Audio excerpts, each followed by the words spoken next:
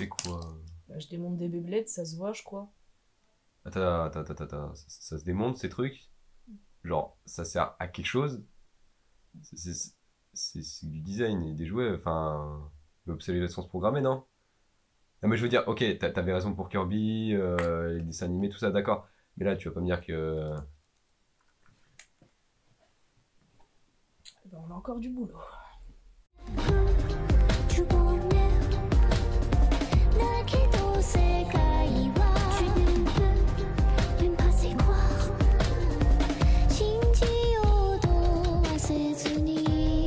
On avait déjà parlé des dessins animés et de l'approche condescendante que les gens aimaient prendre pour en parler, mais on n'avait pas tant parlé que ça des animés. Bah tu te limites plus aux dates et indications presque inutiles, toi.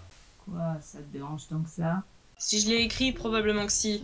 Et ouais, les animés ont toujours eu cette réputation un peu paradoxale entre l'infantilisation, donc le fait que c'est des dessins animés destinés aux gamins, et l'abrutissement pour les parents en Occident.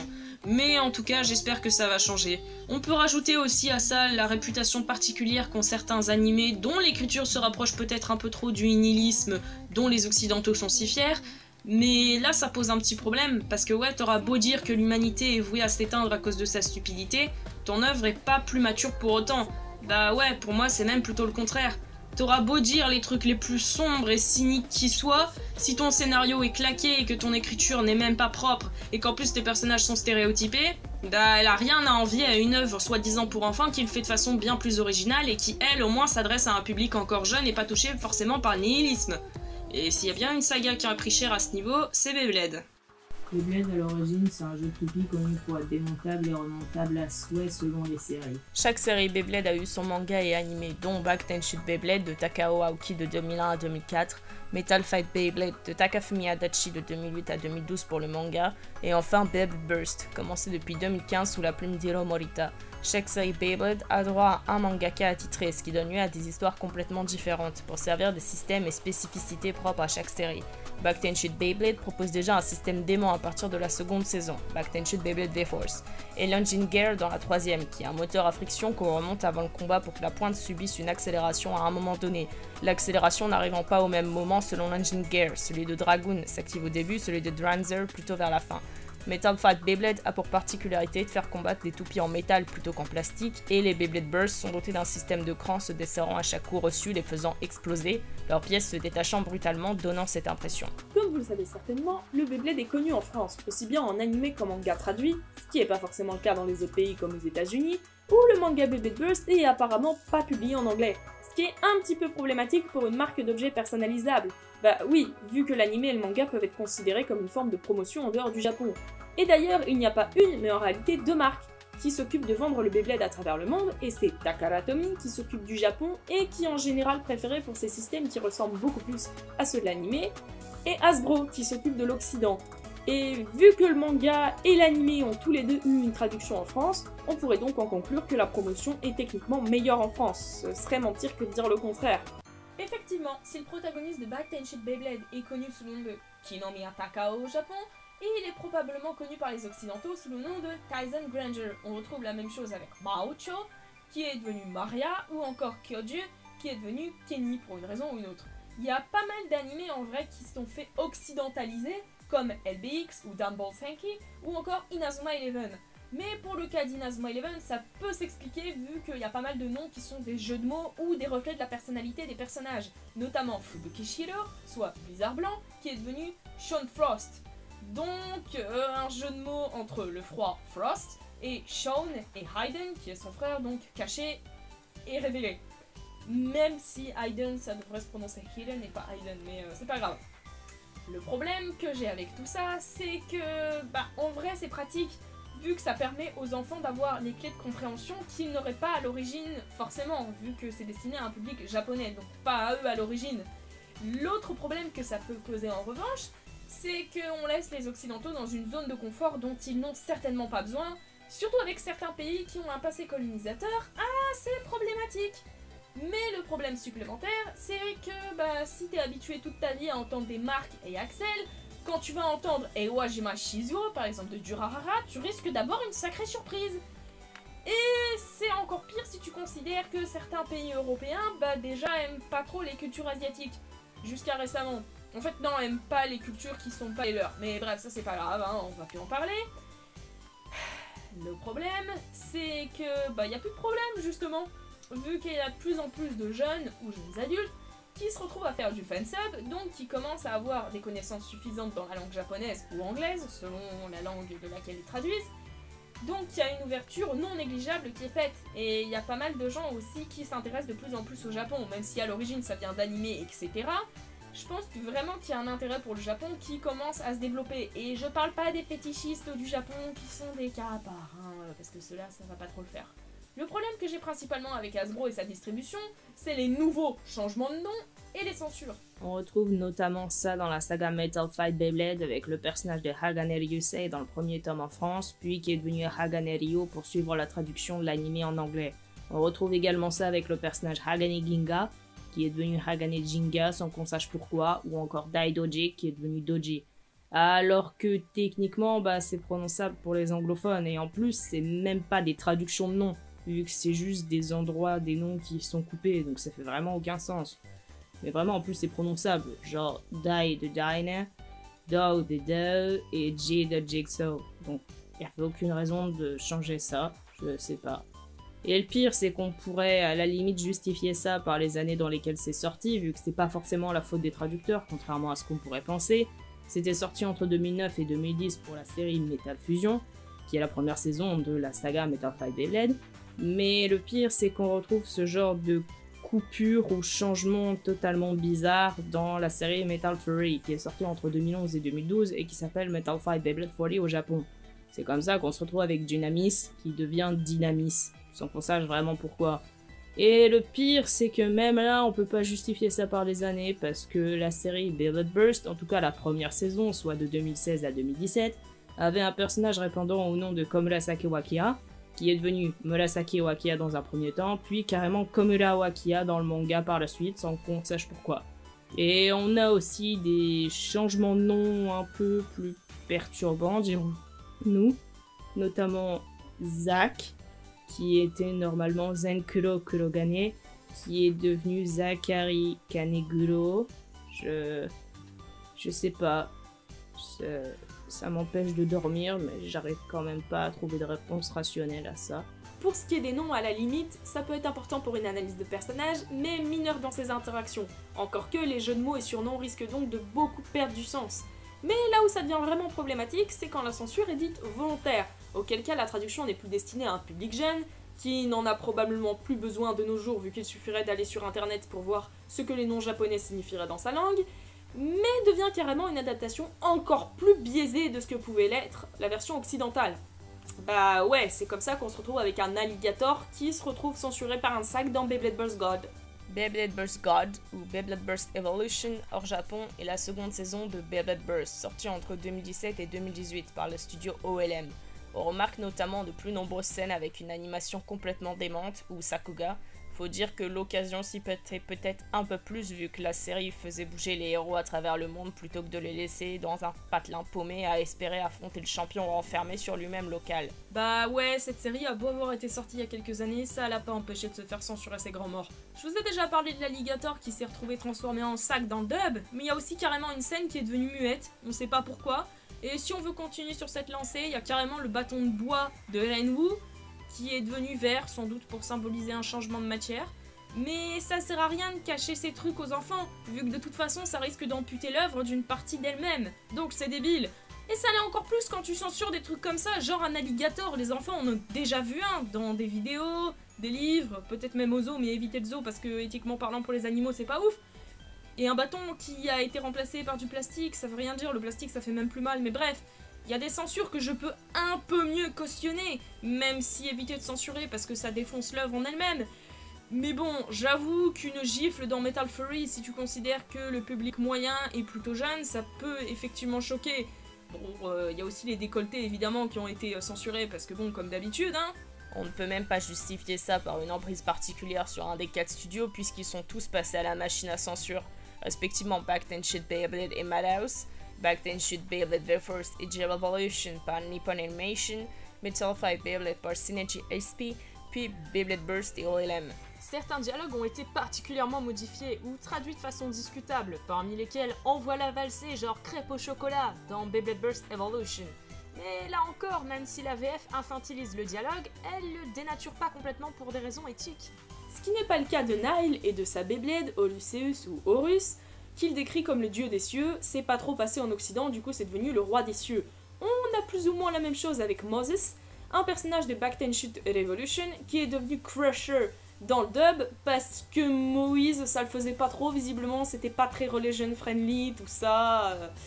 On a aussi l'énième règle de on ne traduit pas les insultes par des jurons, et du coup bah ça peut être bien parce que comme ça les enfants sont censés parler correctement, mais ça peut aussi casser le dramatique d'une situation, comme lorsque Ginga traite Daidoji de Minus alors qu'il a failli tuer son père devant ses yeux quand même. Puis bon, excepté une certaine forme d'éthique de la langue française, c'est quand même relativement hypocrite de pas vouloir traduire les insultes par des insultes, parce que le français c'est quand même une bonne langue de poissonnier avec 15 synonymes pour pute, au minimum. Je peux te les lister si tu veux. Non, ça ira. Vous comprendrez donc qu'entre les censures, les changements de nom et le doublage en lui-même, c'est pas facile de prendre la série au sérieux. Bon, je vais pas particulièrement m'attarder sur celui de Back Ten Shoot Beyblade, étant donné que j'ai regardé en VO principalement parce que j'avais envie, et surtout que la VF est à moitié portée disparue, excepté un petit extrait que j'ai pu voir, mais rien que le grrr de Rei m'a suffisamment marqué pour que ça n'aille pas du tout. Hein, voilà, on va dire ça. Mais moi je voulais principalement parler du manga Back Ten Shoot Beyblade, qui a donc été traduit aux États-Unis pour le coup. Et comment dire qu'ils ont réussi à censurer un truc incroyable. Ils ont réussi à placer The Symphony from Heck. Heck, c'est la censure de Hell. Vu que quand vous dites What the Hell, techniquement c'est censé être du registre plus ou moins familier. Auquel cas on va remplacer par What the Heck, qui est un peu plus ridicule et moins vulgaire. Mais dans ce cas présent, je pense que ça a surtout été remplacé pour contexte religieux, parce que l'enfer, tout ça, ça devait pas trop le faire. Le problème, c'est que bon, si encore c'était un jeu de mots déjà en japonais, ça aurait pu ne pas être un problème. Le problème, c'est qu'on a lu le titre en japonais et que c'est Jigoku no Symphony, soit la symphonie de l'enfer. C'est un petit peu relou quand tu fais des censures comme ça qui sont pas du tout faites pour ne pas choquer les enfants, mais carrément pour motif religieux. Parce que là, enfer, bon... c'est du blasphème, c'est ça, je sais pas, bref. Pour ce qui est de Metal Fight Beyblade, pour ce qui est du doublage, pour parler franchement, bah il fait le café. Je veux dire, il y a eu quelques diminutions, mais la plupart du temps, les comédiens de doublage sont à fond dans leur délire, et les voix ont pas été choisies au hasard, donc ça va. Franchement, ça va, la VF de Metal Fight Beyblade, elle passe. Par contre, celle de Beyblade Burst, bah clairement, ce serait mentir que de dire qu'elle est cool dans les 2 premières saisons. Parce que entre l'acting qui est parfois aux fraises, les voix des comédiens qui sont parfois un peu hasardeuses, n'est-ce pas Clio Delon, ou encore le texte qui est... Je sais pas comment ils traduisent le texte par moment, mais il y a des répliques que je pensais jamais entendre de ma vie, du genre « envoie-la valser », genre « crêpe au chocolat », ou encore récite tes mantras, pizza saucisse tacos. L'autre aspect qui peut rebuter les personnes voulant s'intéresser au Beyblade, en dehors des doublages épars et des censures charcutant le sérieux de la série, ou encore le fait que ce sont des toupies donc que c'est débile, alors que c'est plus ou moins proprement culturel au Japon, bah ouais, y a qu'à voir les Beigoma du XVIIe siècle, hein. Bon oui, c'est Wikipédia, du coup vous allez tous me cracher à la gueule en commentaire, mais bref. Il y a aussi l'aspect commercial de la chose. Bah oui, le manga et l'anime ont été créés pour promouvoir les toupies, c'est un fait. Le manga Back Ten Shoot Beyblade de Takao Aoki a commencé à être publié dans le Korokoro en 2000. Le Korokoro est connu pour publier des mangas supposément pour enfants, parmi lesquels Inazuma Eleven, adapté du jeu du même nom, LBX ou Danbo Senki, ou encore Kaito Joker. Mais dans le cas de Beyblade, il a non seulement prépublié les 3 sagas, respectivement Back Ten, Metal Fight et Burst, mais il avait aussi des conditions de travail un peu particulières.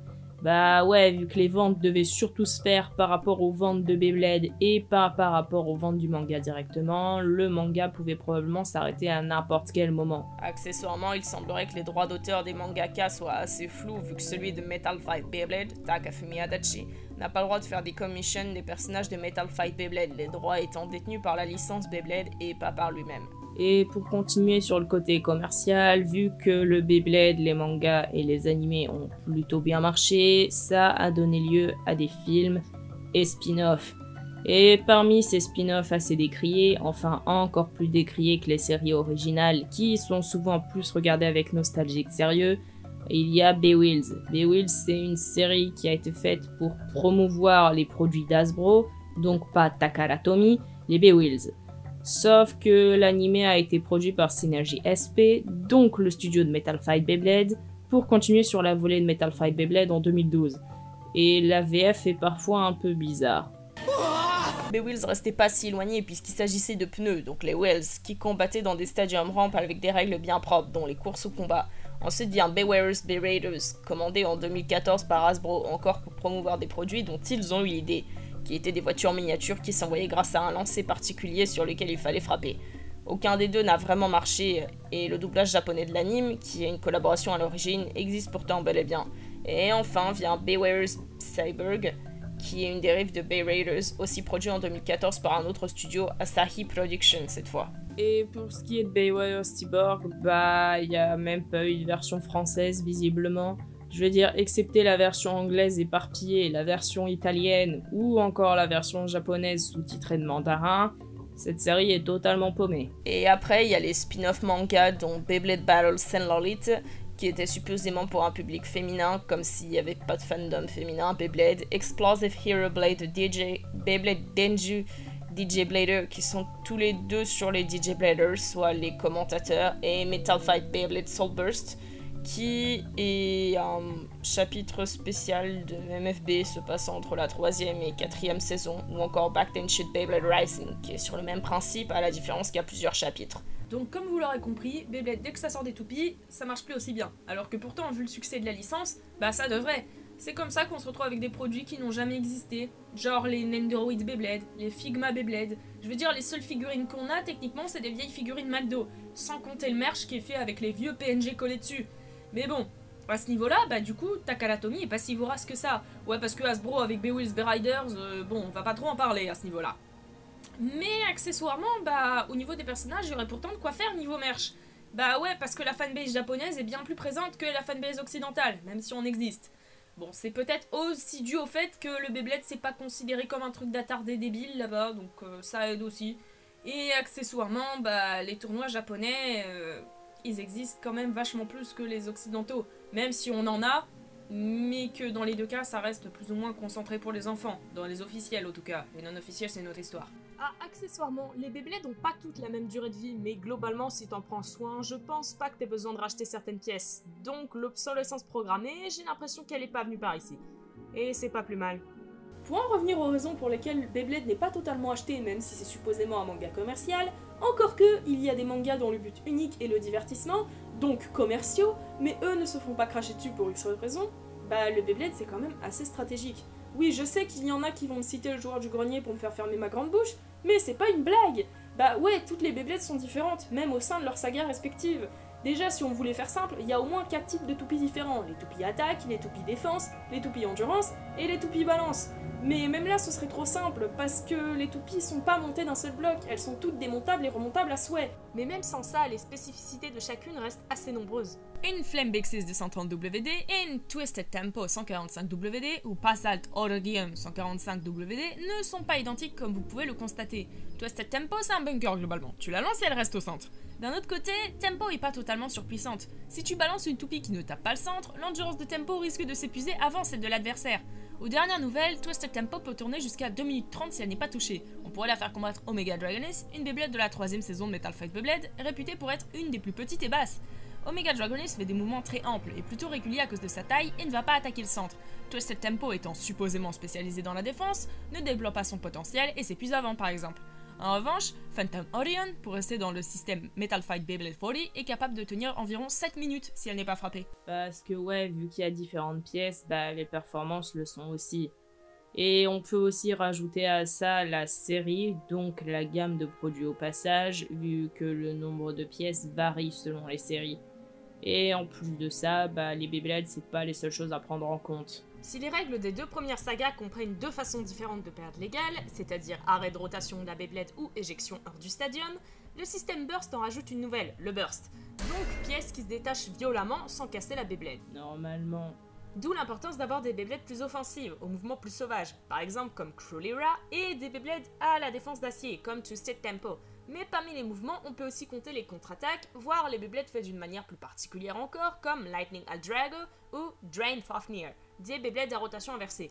Car oui, les Beyblades sont censés tourner vers la droite, les Beyblades tournant vers la gauche sont bien moins nombreuses, mais ont donc un avantage non négligeable sur celle à rotation droite. Et si cet avantage se retrouve superposé à un autre, ici des morceaux de caoutchouc qui permettent de ralentir la rotation adverse, mais surtout la rotation gauche en plus permet donc un phénomène d'absorption, le caoutchouc faisant office d'amortisseur. Bien sûr, la forme de la Beyblade et ses pièces ont un rôle à jouer là-dedans. Comme vous l'aurez remarqué, Twisted Tempo est entièrement ronde, ce qui lui permet une meilleure absorption et donc encaisse mieux les dégâts par exemple. Ensuite, si on retourne du côté de la saga Burst et de sa spécialité qui est de faire exploser les toupies, un certain système joue justement avec la fragilité de certaines Beyblades comparées à d'autres. Vu que l'écran se décale plus ou moins facilement selon les pièces de l'abeille et de celle qui la frappe, on a certaines Beyblades qui jouent avec leurs propres faiblesses, comme les différentes Excalibur qui ont 3 crans.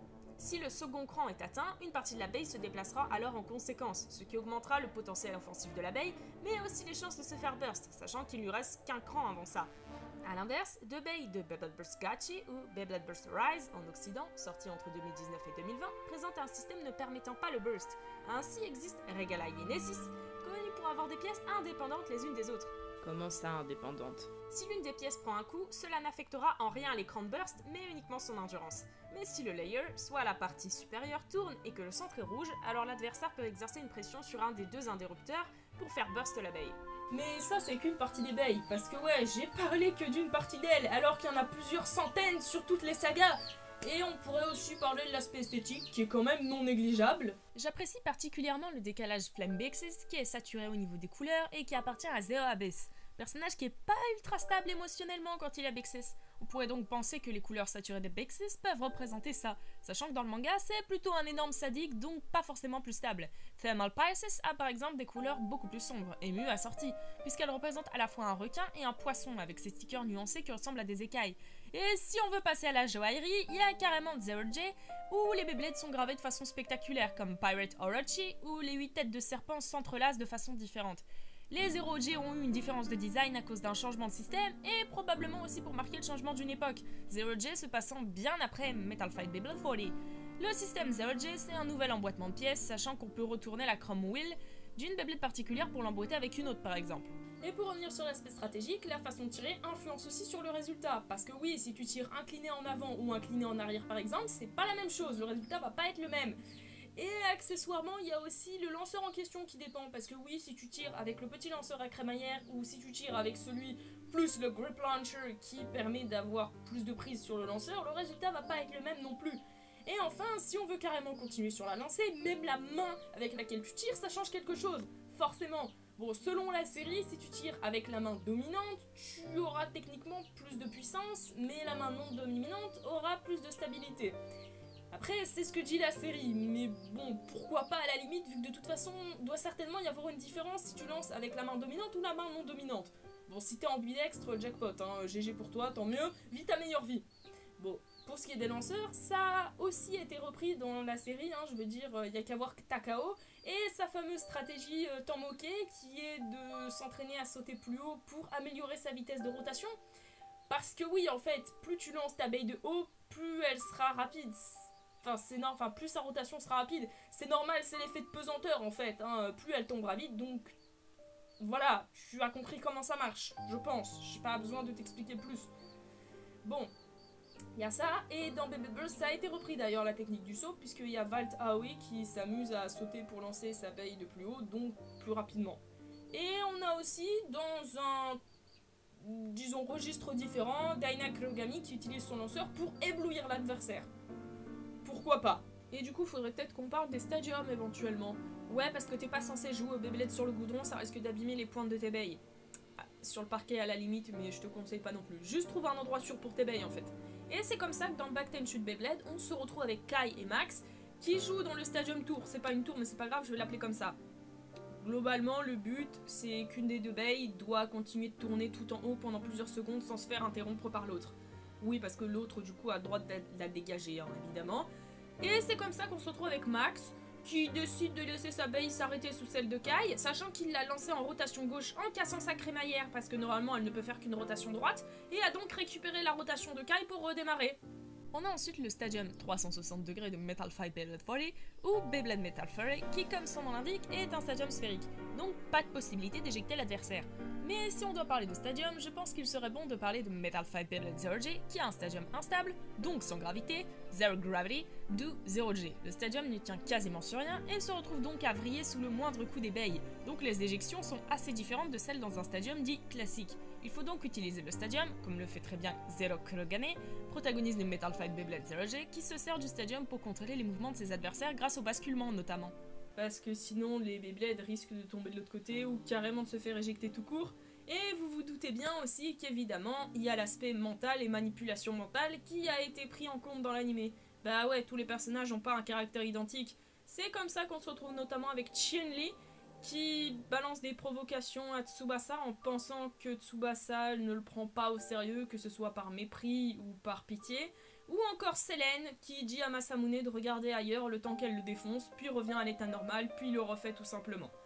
Et il y a aussi l'aspect physique qui est pris en compte, c'est comme ça que Takao se retrouve à lancer avec son pied et sa bouche, parce qu'il a une blessure au bras dans le manga Back Ten Shoot. Mais même là, les animés sont pas irréprochables au niveau de la stratégie, et c'est un peu dommage parce que ce serait techniquement le cœur des séries. Bah ouais, parce qu'on s'amuse pas à vous montrer les pays comme des bijoux, même si techniquement on pourrait le faire vu le niveau de variété qu'il y a entre elles. Mais c'est comme ça qu'à partir d'un moment dans Back Ten Shoot Beyblade, à partir de l'arc européen pour être exact, on voit Takao qui affronte Giancarlo, et bah, globalement ça donne un espèce de combat de titan suite aux Sacred Beasts, soit les êtres habitant les toupies dans Back Ten Shoot Beyblade, qui s'affrontent en tant que bêtes et pas en tant que Beyblade. C'est comme ça qu'on se retrouve avec Takao qui essaye d'enrouler les deux têtes du dragon de Giancarlo au lieu de l'affronter simplement aux toupies. Et ça c'est un truc qui me perturbe entre les sagas Beyblade. L'anime Back Ten utilisait pas très bien les Sacred Beasts, vu que par moment le combat était gagné via le combat de Sacred Beast, plutôt que Beyblade, et donc l'aspect métaphorique se barrait un peu en steak, là où MFB utilisait le lore à bon escient. Respectivement, toutes les Beyblades viennent d'un fragment d'étoile et sont donc habitées d'un esprit, mais cet esprit manifeste des caractéristiques sur l'abeille et n'intervient pas directement en combat subitement. Et on a plus ou moins le même problème avec Beyblade Burst, quand les esprits d'émail se mettent d'un coup à contrôler certains bladers. Problème qui n'est pas dans Beowulf d'ailleurs. Et pourtant niveau stratégie, il y a de quoi faire, dont le Slipstream, qui est notamment utilisé en vélo. Le principe c'est de se mettre derrière un autre cycliste pour éviter d'avoir le vent en pleine tronche et donc avoir une vitesse optimale tout en conservant davantage d'endurance. Bah s'ils le font dans Beowulf dans un combat en duo, vu que c'est des roues, tout ça... Et comme vous l'avez compris, il y a de véritables différences entre les mangas et les animés Beyblade. Il y a notamment des divergences au niveau du rôle de certains personnages, voire de leur apparition, notamment Hitoshi, le grand frère de Takao, qui est présent dès les premiers chapitres dans le manga et dont on apprend l'existence bien après la première saison de Back Ten Shoot Beyblade, qui fait quand même 51 épisodes de 23 minutes. De même, Vladimir Volkov est l'antagoniste de J-Revolution sur la 3ème saison et dirige une équipe particulière, qui pour le coup est quasiment indépendante dans le manga, et Volkov, après la seconde partie du manga, on ne sait pas trop ce qu'il est devenu. Boris Volkov, qui avait carrément un camp d'entraînement russe pour créer des Blader soldats dans la première saison, et Yuri Ivanov, qui a une backstory dans Back Ten Shoot Rising, qui est un spin-off qui a commencé en 2016, soit environ 12 ans après la fin de Back Ten. Yuri a été abandonné par sa mère et s'est enfui de chez lui parce qu'il avait un père alcoolique. Et c'est pas que le cas dans Back Ten, on a aussi deux personnages notamment de Metal Fight Beyblade Explosion ou Beyblade Metal Masters, respectivement Zeo Abyss et Faust, qui sont totalement différents dans le manga et l'anime. Zeo est un sadique dans le manga qui sert un certain Faust qui vend apparemment des armes, alors que dans l'anime, Zeo c'est juste un gosse extrêmement complexé et très attaché à Toby, un autre gosse donc.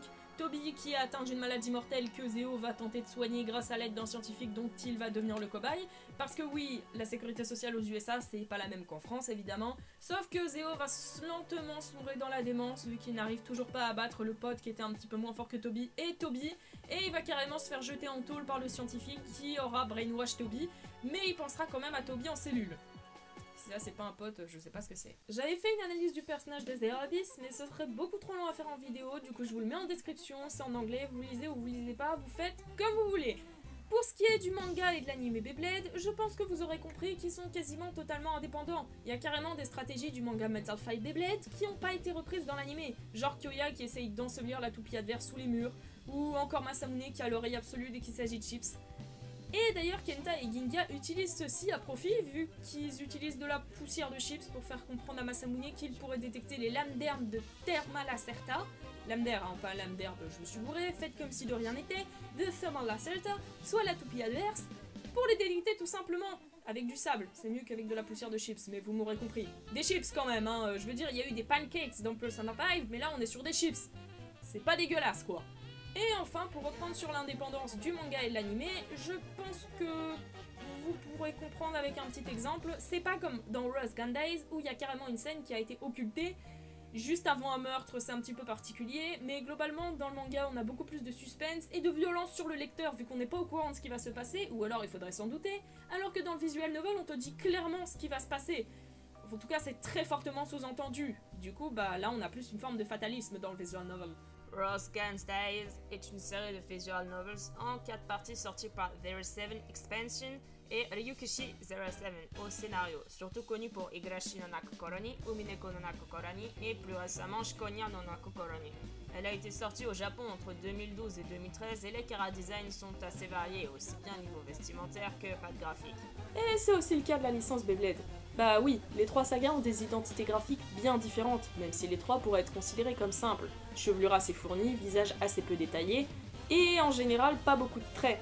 Mais c'est pas forcément parce qu'ils sont considérés comme simples qu'ils sont moins glorieux qu'un Trinity Blood ou Berserk. Bacten a ses formes très arrondies mais nettes malgré tout, des expressions exagérées et est relativement propre dans son ensemble, même si quelques cases peuvent rebuter. Il y a aussi quelques idées fantasques que j'apprécie particulièrement, genre les lanceurs armes, comme Yuri qui sort un gun lanceur et le pointe sur Rei. Cette image résume la licence Beyblade, je pense. Metal Fight Beyblade a un aspect plus brouillon avec différentes épaisseurs de traits, délaissant peut-être une propreté générale pour des scènes d'action plus dynamiques et pas mal de travail sur la perspective en général. Et enfin on a Beyblade Burst qui est relativement raide et épuré, ce qui est pas forcément une mauvaise chose en soi. Et pourtant j'ai tout lu pour l'instant. Le problème, c'est que ça mène à beaucoup de conformité ou des problèmes de dessin assez récurrents, notamment la superposition des mains et des baies. Et c'est pas encore ça. Mais paradoxalement, sans doute car le mangaka a moins d'expérience que Takafumi Adachi, ce qu'on peut pas lui reprocher, ce serait totalement stupide, Hiro Morita sait justement utiliser cet épurement à bon escient quand nécessaire, ce qui donne des pages avec beaucoup plus d'impact. Bon par contre, les combats de Beyblade Burst ont besoin d'être expliqués scientifiquement, ce qui est plutôt cool, vu qu'on en apprend sur les différents systèmes, mais qui pose un peu problème, parce que vraiment, il y a des moments, si tu n'as pas la description, tu sais pas ce qui se passe. Oui, parce que ce serait bien aussi de comprendre ce qui se passe en voyant les cases, et pas uniquement avec le texte, parce que c'est quand même pas mal pour un manga d'avoir du sens dans ses dessins. Enfin, sauf si c'est un surréalisme particulier ou voulu. Mais là, en l'occurrence, le combat, ce serait bien qu'il soit compréhensible. C'est quand même mieux avec, quoi. Enfin, après, je suis peut-être juste stupide aussi, ce qui est une possibilité indéniable. Mais ce serait bien de comprendre quand même sans les encadrer, s'il vous plaît. Mais même entre les animés et les mangas, peut y avoir une différence graphique. Le premier animé Back-Ten-Shoot Beyblade se fiait beaucoup plus au dessin du manga que Back-Ten-Shoot Beyblade V-Force ou Back-Ten-Shoot J-Revolution. La première saison avait une palette assez peu harmonieuse et même un peu saturée, qui, si elle ne pose pas nécessairement problème en manga, est plus embêtante en animé vu que les couleurs sont nécessaires la plupart du temps. Et le style de l'auteur reproduit tel quel dans l'animé, ça pose parfois des problèmes de proportion ou d'emboîtement, un style simple n'étant pas si simple à animer que cela, voire à reproduire correctement. Oh, ils animaient les Beyblades manuellement aussi. Ils dessinaient les Beyblades au lieu d'utiliser la 3D. Résultat, la saison d'après s'est retrouvée faite par un autre studio qui a complètement changé la patte graphique pour quelque chose de moins fidèle au manga, mais plus regardable en général, et plus harmonieux au niveau des couleurs aussi. Et ils ont commencé à animer les toupies en 3D, ce qui permet au moins une plus grande liberté de mouvement et éventuellement un changement de budget aussi. Après, même s'il y a du travail derrière Back-Ten-Shoot Beyblade, c'est indéniable, bah je trouve que l'œuvre reste quand même beaucoup plus convenue que Metal Fight Beyblade. Je veux dire, les pages et double pages de Back-Ten-Shoot Beyblade n'ont pas plus marqué que ça, alors que certaines de Metal Fight Beyblade, bah je suis bien resté plusieurs secondes dessus. Genre la double page des 16 attaques du taureau furieux, bah punaise, je veux dire, je suis bien resté devant quoi. Il y a 16 cases pour représenter les 16 attaques du taureau furieux, donc, sachant que chaque case représente un côté différent de la Beyblade, donc qui représente une partie des lames. Et en même temps, les cases ont quasiment la forme de lames de rasoir, donc qui ressemblent plus en elles-mêmes aux lames du taureau, ça me rend complètement ouf. Je veux dire, ça me rend complètement ouf, c'est génial, parce que ça donne un effet de dynamisme et d'action, mais totalement insane. Je veux dire, tu vois toutes les lames sur une page, alors que tu devrais voir qu'un seul côté, soit celui du milieu. Je trouve ça génial, personnellement, je suis désolée, hein, voilà, je deviens très facilement perturbable, je crois. Dans un type plus classique, on a aussi les énergies de Pegasus et Eldrago qui forment le Yin et le Yang. Parce qu'en fait, on dit pas le G en mandarin, donc Yang, pas Yang. Petit foreshadowing du fait que si tu maîtrises Eldrago pas trop mal, bah le monde s'en tire pas trop mal non plus. Et puis bon, je vais éviter de parler de toutes les planches que j'adore dans ce manga, mais celle de Hellcarix essayant de tuer Ginga... La créature énorme, c'est relativement classique, je vous l'accorde, même si les esprits des Beyblades dans MFB ont plutôt tendance à être assez détaillés, ce qui contraste pas mal avec les humains au niveau du physique. Ce qui me fascine le plus dans cette planche, c'est l'aspect opaque des ténèbres, dans le sens où on dirait presque que c'est palpable et que la lumière de Pegasus essaie de casser le mur qui est sur le point de se refermer sur Ginga. Après, c'est peut-être que mon interprétation, hein, bien entendu, et auquel cas la planche a en tout cas un très grand style déjà. L'anime en revanche a un style graphique bien différent de celui de Takafumi Adachi, ce qui se comprend vu que le style d'Adachi joue beaucoup avec les épaisseurs de traits, et ça doit pas être facile à animer, même si certains animés comme Kaito Joker se débrouillent bien avec par exemple. Mais là on a carrément une patte graphique différente, entre les shadings qui sont plus classiques dans l'anime que ceux du manga qui sont assez reconnaissables, ou encore évidemment le tracé qui est plus fin et régulier. Et puisque les animés Bells, Bay Raiders et Bay Warrior Cyborg sont des exclusivités animées, la direction artistique retenue est celle de la saga Metal Fight Beyblade. Bien que celle de Bay Warrior Cyborg est dérivée en un animé visuellement plus adulte, dans le sens où peu de personnages ont encore les grands yeux si particuliers aux animés métal. Bon, je vais pas mentir, j'ai du mal avec les chara-design de Bay Warrior Cyborg pour la plupart, parce que je les trouve oubliables, ou alors carrément ils sont totalement random. Genre Marius, pour moi, il ressemble quasiment à Rain de Pandora Hats. Je suis désolée pour ça, hein, d'ailleurs, c'est totalement cursed, mais bref. Après, il faut dire que au moins les personnages ont un rapport avec leurs Bay Raiders. Genre Augusto, qui est le roi d'une citadelle, bah son Bay Raiders c'est le lion, puisque le roi de la jungle, etc. Ou encore un des membres de Flame, donc la citadelle, bah comme son nom l'indique, qui a un rapport avec le feu, qui a un dragon, vu que le dragon et le feu, voilà, c'est une longue histoire d'amour. Mais bon, au moins il y a un rapport, on va pas se mentir, c'est déjà pas mal. Après, même si les chara-design j'ai un peu de mal avec, ça n'empêche pas les scènes d'être bien réalisées pour le coup. Hein. Je veux dire, il y a une scène où il y a un personnage qui se prend des reproches à chaque fois qu'il marche, à chaque fois qu'il passe près de quelqu'un alors qu'il fait un long travelling. Bah, le personnage est en profil, hein, au passage, un travelling en profil. Et bah, tu vois le personnage qui se prend un reproche à chaque fois qu'il s'approche de quelqu'un. La scène paraît interminable. Là, c'est bien. Là, c'est fait pour te mettre mal à l'aise. Là, c'est bien, tu vois. Bon. Après, bon bah pour ce qui est de Beyblade Burst, bah la patte graphique de l'anime et la patte graphique du manga sont relativement identiques, hein, même si celle du manga est un peu plus acérée que celle de l'anime, si vous voyez ce que je veux dire. Je ne sais pas si c'est très clair, mais c'est pas grave. Bon, par contre, patte graphique il y a, ça c'est sûr, mais sur l'animation on rentre sur un terrain plus glissant. Back-Ten Beyblade. La première saison de Back-Ten Beyblade a été produite par Madhouse, soit le studio de One Punch Man saison 1 et Boogiepop wa Warawanai 2019. Et cette première saison comporte quand même 52 épisodes. Pour quelques tomes du manga, ouais, ça fait pas 12 tomes vu que bah y en a que 14. Mais bon, au moins Takao Aoki a eu le mérite de pouvoir son histoire de façon plutôt harmonieuse, contrairement à Metal Fight Beyblade où Takafumi Adachi a subitement dû arrêter l'histoire, même s'il s'est plutôt bien débrouillé pour une personne qui a pas eu le droit de dessiner des personnages sur commande alors qu'il les a dessinés pendant plus de 4 ans. Et pourtant pour du Madhouse, on n'est pas vraiment sur du qualitatif là. Parce qu'essayer de restituer la patte graphique originale, visiblement, ça a pas trop marché. Ça se voit déjà sur les plans statiques vus de près, où les personnages paraissent difformes, et c'est pas vraiment excusable comparé aux plans vus de loin.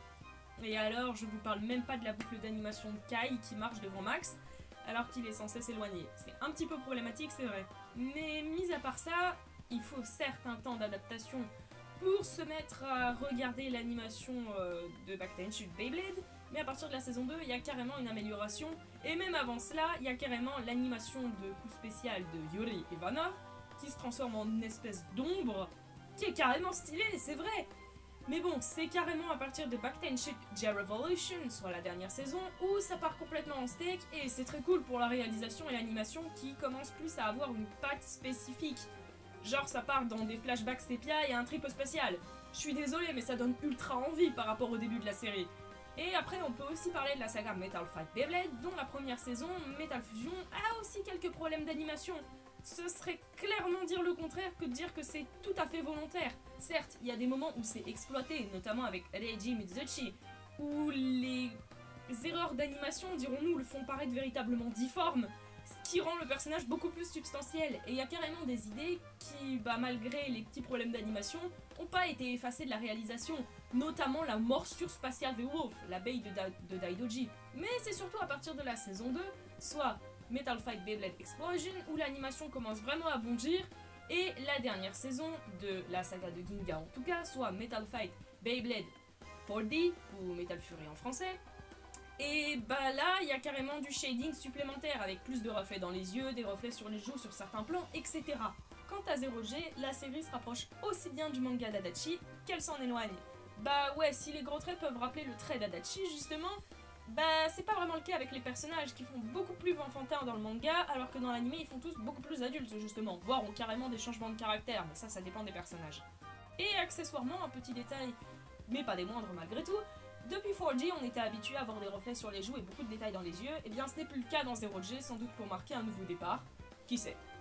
Ensuite, si on devait continuer, je pense qu'il serait bien de parler de Beowulf aussi, soit un des spin-offs de la saga Metal Fight. Beowulf, mine de rien, c'est assez bien animé en vrai, et il y a beaucoup de plans qui se permettent de jouer avec la colorimétrie, ce qui donne des trucs très beaux à voir, même s'il y a quelques plans qui sont définitivement pas acceptables pour des plans vus de près statiques.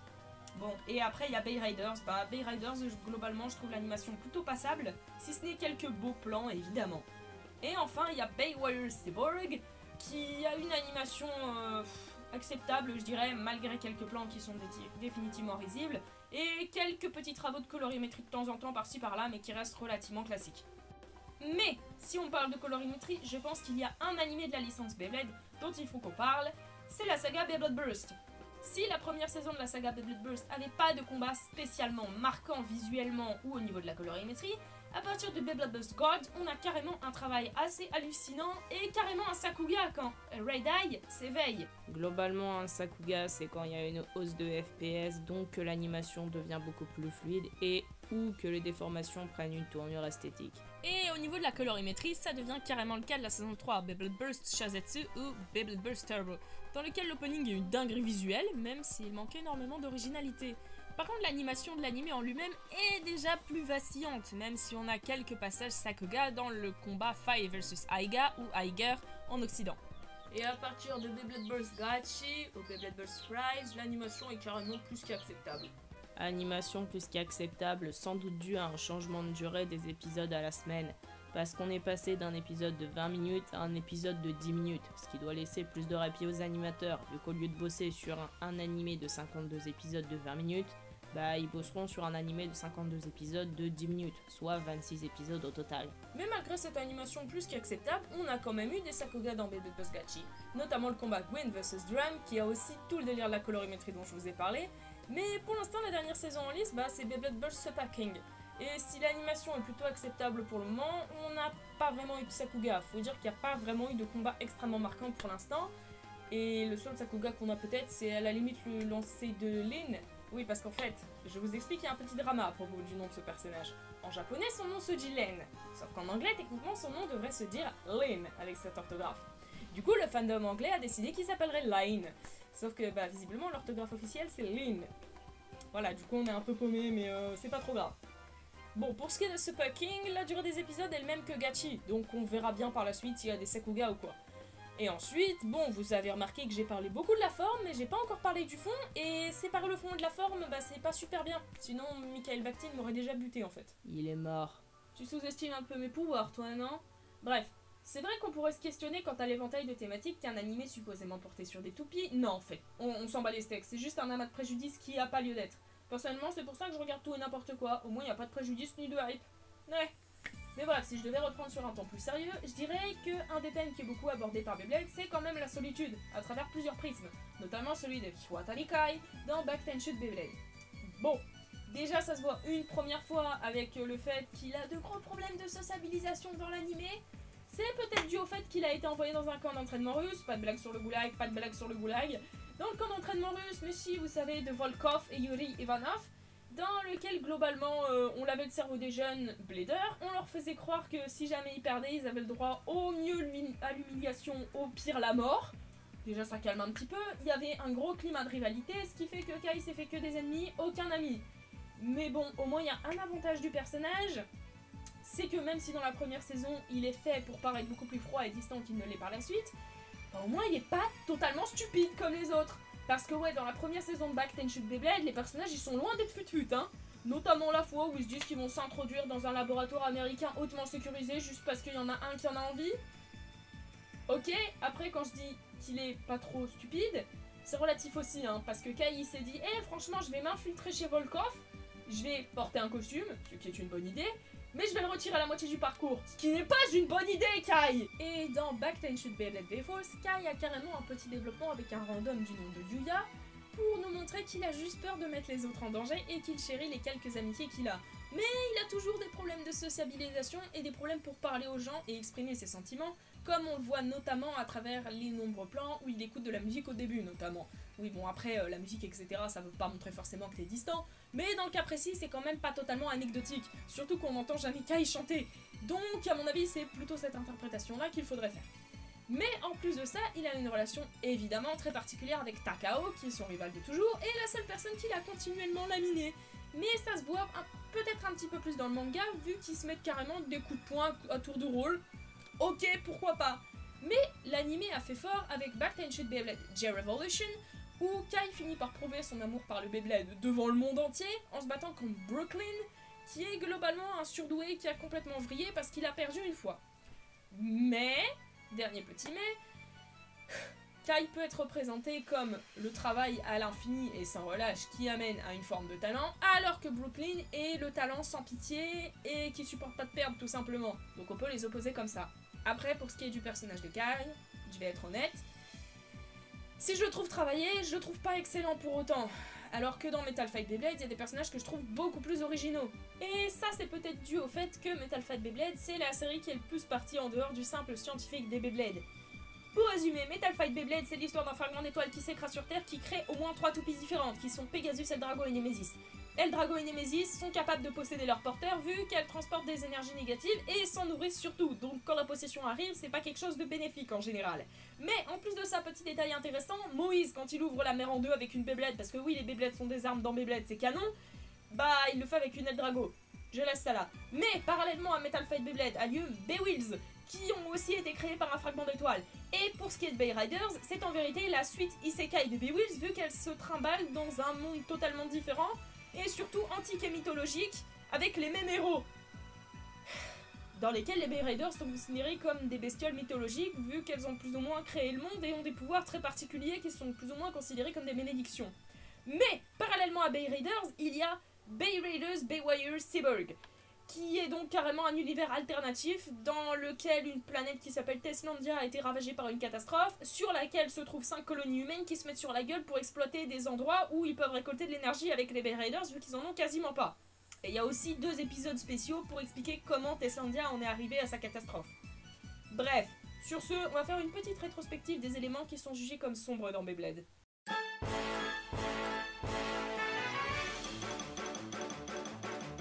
Ryu s'est bien fait tabasser, Hikaru est traumatisé, Tsubasa du PTSD et un trouble la personnalité.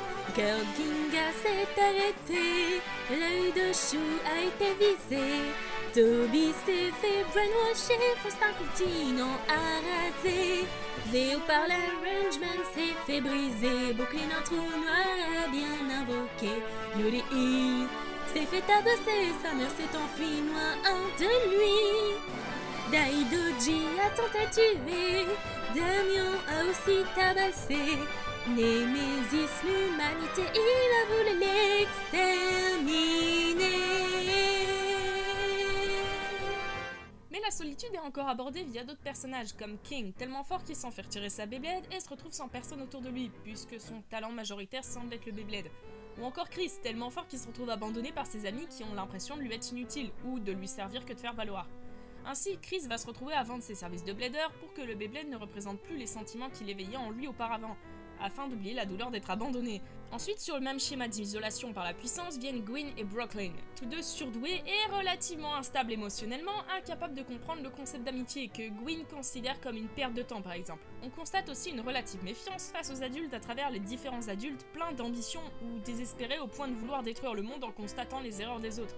Que ce soit Nemesis et plutôt de l'anime souhaitant l'aube d'une nouvelle humanité, ou Nemesis du manga Metal Fight Beyblade souhaitant porter les désirs négatifs de l'humanité, l'ayant plus ou moins créé.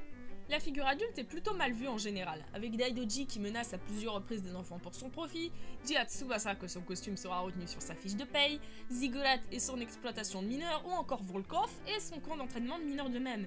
Mais on a aussi les adultes méprisant les enfants directement représentés à travers une bande de boomers. Regardons suspicieusement Marius, le seul gars capable de contrôler un Bay Raiders dans la cité d'un autre personnage, cité nommée Sunburst, qui est le premier à reconnaître sa puissance et pour lequel Marius va développer une dévotion absolue pour cette raison.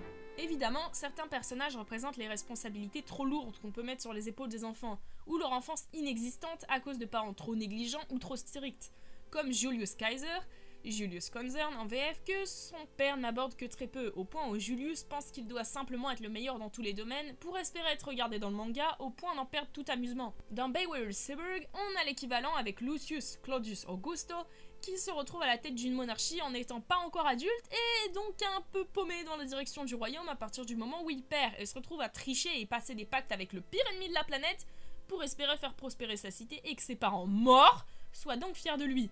Dans le manga Beyblade Burst, le personnage de Zenkuro Kurogane est un idol sous le nom de Zack et un espèce de justicier masqué entre les prises, je suppose, justicier masqué au service du Beyblade.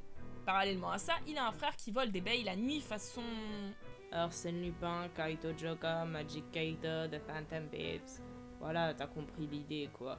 Et puis bon, le personnage en lui-même a pas grand chose à voir dans l'animé par rapport au manga, vu que dans l'animé il apparaît que dans une seule saison, soit la 3ème saison de Beyblade Burst qui est Beyblade Burst Shozetsu ou Beyblade Burst Turbo. Et bah, dans le manga il est quasiment récurrent vu qu'il apparaît surtout pour montrer des éditions limitées de Bay. Mais on peut aussi reconnaître que dans l'animé, dans le doublage original, il lâche des grands adieux, bonjour, au revoir, donc voilà, la discrétion de la référence c'est pas trop là quoi. Le comte Knight, puisque c'est son nom, serait donc en toute logique l'ennemi naturel du justicier masqué, mais ça n'a pas été développé.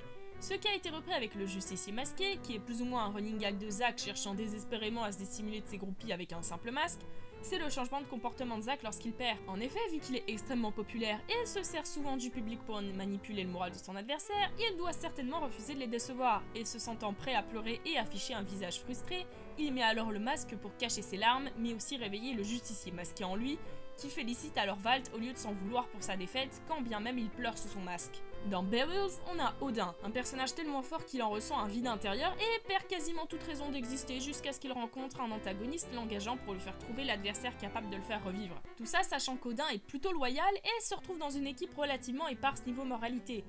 Des personnages avec des difficultés de sociabilité sont aussi présents, notamment Unabara 8, surtout dans l'anime Metal Fight Beyblade Zero J, qui est insupportable avec tout le monde sauf son grand frère, qui doit être la seule personne à laquelle il parle. Grand frère qui est surdoué dans le manga, dans l'anime c'est plus pris en dérision, mais ça ne retire rien au fait qu'il aime énormément planifier les choses. Donc on pourrait penser que 8 a simplement du mal à se détacher de son frère qui pour le coup est vraiment exceptionnel, voire une peur de s'éloigner de lui.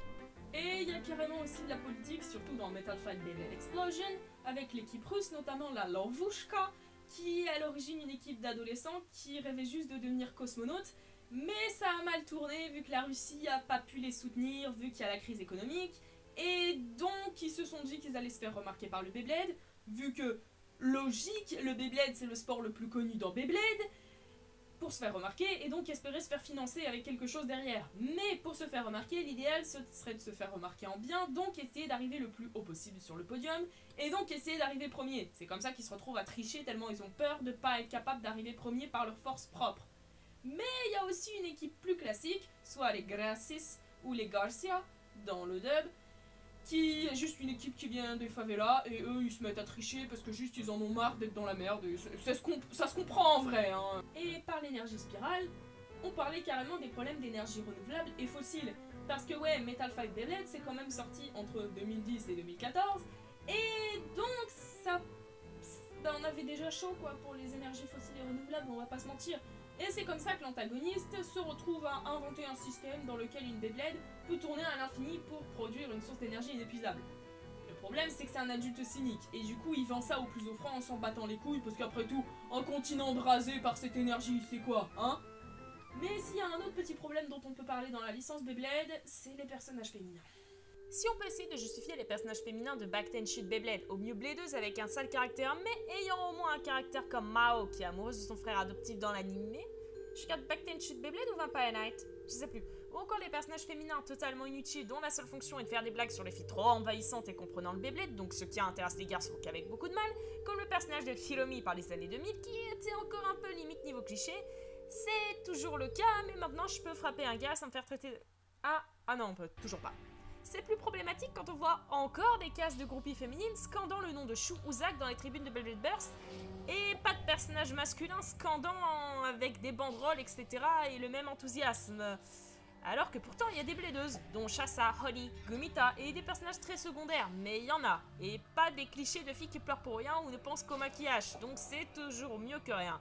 Le problème, c'est que d'un autre côté, ça crée une espèce de vraie séparation entre les fangirls, qui sont juste emmerdantes, et les bladeuses, qui seraient donc de vraies filles. Et là, on atteint un petit problème, parce que le cliché des hystériques uniquement du côté féminin, c'est les médias qui le répandent. Je le rappelle juste au cas où, des fandoms, il y en a pour tous les genres, et c'est juste qu'on a tendance à plus ridiculiser ce défi, car jugés comme moins intelligents, ou en rapport direct avec leur sexualité et leur désir de certaines personnalités. Mais les fans masculins de chanteuses extrêmement cringe, comme Billie Eilish, ça peut tout autant, voire encore plus. Il y a qu'à voir la réputation des animés et des gacha idols.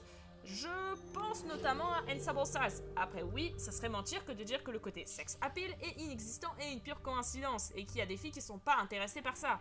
Mais ce cliché peut totalement obstruer une œuvre qui, elle, est incroyable, comme Ensemble Stars, qui traite de pas mal de problèmes dans le monde des idols. C'est une espèce de dictature des idols, créée volontairement par un des meilleurs chanteurs du lycée. Mais on a des bladeuses avec plus de personnalité et d'importance dans Metal Fight Beyblade, que ce soit Karu Asama, qui ne souhaite écraser que des adversaires surpuissants avant de connaître le PTSD, Mémé l'étourdie mais qui peut quand même casser des murs à main nue, Sophie l'archéologue française ultra vénère, et Selene la spécialiste de l'acting et de la triche, etc. Et enfin, le manga Metal Fight Beyblade Zero J présente un personnage très particulier par rapport à la misogynie, c'est Hayama Kira. Kira, c'est un garçon qui ressemble à une fille et qui s'habille avec des vêtements jugés féminins. Le problème pour les autres garçons, c'est qu'il est fort au Beyblade et donc qu'il les lamine, mais ils aiment pas vraiment perdre contre un garçon qui ressemble un peu trop à une fille. C'est littéralement le même fragile mal ego. Et vu que Kira a pas spécialement envie de changer celui qu'il est ni son apparence à cause de crétins finis, bah il va vouloir détruire le Beyblade, aka la seule chose à laquelle il est vraiment compétent. Et le manga Metal Fight Beyblade s'est fini en 2012. Et s'il y a un dernier aspect qui peut rebuter, c'est sans doute l'humour. Même si c'est pas le même dans toutes les séries, vu qu'elles ont pas toutes été écrites avec le même but. Ouais, parce que j'avoue que l'humour pipi caca dans Back Ten Shoot Beyblade par moment est le même, mais avec le côté à coup dans les couilles dans Beyblade Burst, ça donne carrément l'impression d'être pris pour un abruti pour certains, même s'il y a des animés qui jouent avec le côté humiliant, voire dérangeant pour le spectateur de cet humour. Notamment Panty and Stalking with Gatherbelt. Panty and Stalking with Gatherbelt est un animé des studios Gainax ou Trigger, notamment connu pour Gurren Lagann, sorti en 2010. Il est surtout réputé pour son contexte trash au possible visant à la parodie. Parce que ouais, c'est difficile de ressortir intact de Panty and Stalking with Gatherbelt, vu qu'il peut ou déranger ou bien débloquer. Ou alors t'es perturbé parce que tu viens de voir et l'animé aura réussi une de ses facettes, ou alors t'es débloqué des standards dans lesquels t'avais été enfermé jusque-là. Mais on pourrait aussi considérer Panty and Stalking with Gatherbelt comme une parodie du genre adulte, dans lesquels les codes de maturité sont le sexe, le gore et la violence, ce genre de choses. Et la vulgarité aussi évidemment. Panty and Stalking c'est globalement une parodie de ça et ça peut aider de regarder ce genre de choses. Mais je vous conseillerais de pas le regarder avec des gens susceptibles ou qui jugent facilement. Mais la plupart du temps, l'humour reste relativement secondaire, et heureusement qu'il sert aussi au développement de personnages par moment, notamment pour montrer que la plupart des personnages sont des enfants, et sont donc pas du tout parfaits. Mais si on doit parler d'humour dans Metal Fight Beyblade, ce type d'humour-là revient une ou deux fois seulement, vu que la plupart du temps, il est beaucoup plus absurde que moqueur. Et ça se voit notamment dans le passage où Ryuga se retrouve à cramer au soleil à cause de ses habits dans un bonus, l'épisode spécial Watarigani Tetsuya tellement ce personnage est n'importe quoi, ou encore un épisode spécial sur les DJ Bladers. Les DJ Bladers, globalement, c'est les commentateurs dans Beyblade. Mais le petit problème ici, c'est qu'ils jouent très mal au Beyblade. ils savent très bien commenter, on le voit grâce à un duel de fourche-langue totalement absurde, mais ils savent pas du tout jouer, et ça se voit vu qu'ils commandent de façon totalement hallucinée, ce qui est un petit peu d'autodérision sur Metal Fight Beyblade, où les Beyblades peuvent casser des montagnes, mais il y a quand même l'œil morne des personnages qui rappellent que, ouais, non, ils savent pas jouer, vraiment, on s'ennuie à crever, tu vois. Et à côté, on a aussi Backtenshit Rising, qui fait preuve d'un peu de diversité dans son humour, notamment grâce à Mao Cho, qui se retrouve dans un quiproquo amoureux, alors que elle, tout ce qu'elle voulait, c'est montrer à un personnage qu'elle est juste une blédeuse qui doit être reconnue. Ou encore Kai, qui se retrouve avec un pied dans la porte. Ok, mais s'il y a une série que je dois parler... Pardon, s'il y a une série de laquelle je dois parler pour son humour, c'est Metal Fight Beyblade Zero J, surtout en manga. Metal Fight Beyblade Zero J, ou Shogun's Tale en dehors du Japon, est la dernière saison de la saga Metal Fight Beyblade. Elle est encore dessinée et gérée par Takafumi Adachi et ses assistants, et sera la dernière qu'il fera jusqu'à Metal Fight Beyblade Soul Burst, un chapitre spécial pour l'édition de certaines Beyblade en système Burst en 2019. Zero J présente une nouvelle aventure à la suite de 40, plusieurs années après. Ensuite donc Kurogane Zero, un nouveau Blador inspiré dans le manga par Ginga qui l'a miné Nemesis. La plupart des personnages sont devenus adultes et font de brèves apparitions dans le manga, comme Yumiya Kenta, Tategami Kyoya ou évidemment Hagane Ginga. Là où l'anime présentait plutôt Amano Madoka, qui est un personnage exclusif à l'anime, Otori Tsubasa ou encore Hanawa Benkei. Et l'ambiance est radicalement différente aussi. Zero se rend à ville en cheval en hakama pour affronter un gars qui s'appelle Shinobu, qui est extrêmement faible, se prend une tollée et repart nu sur son cheval avant de récupérer des vêtements qui lui ont été donnés par un fan de Sentai. Ah, et le cheval rentre par effraction chez un gars aussi. Ce sont les premiers chapitres. On a aussi un danseur étoile descendant d'un clan extrêmement edgy, le même clan que Ryogak, mais qui veut juste poser et répandre la lumière alors même que son nom est un jeu de mots sur les ténèbres. La vidéo touche à sa fin, alors on va aborder un dernier point en vitesse. Et la bande son, elle donne quoi? Globalement, l'OST de Backtenshit Beyblade était un méli-mélode orchestral, que je trouve pas impressionnante vu que relativement peu original, mais qui donne un effet de grandeur non négligeable, là où le Beyblade est souvent tourné en dérision. Pour une raison ou une autre, la bande son originale n'est pas celle de la version occidentale. Elle a été changée par de l'Eurobit, ce qui est pas forcément une mauvaise chose vu que ça peut donner un côté street battle intéressant, malgré le fait que ça charcute les intentions initiales.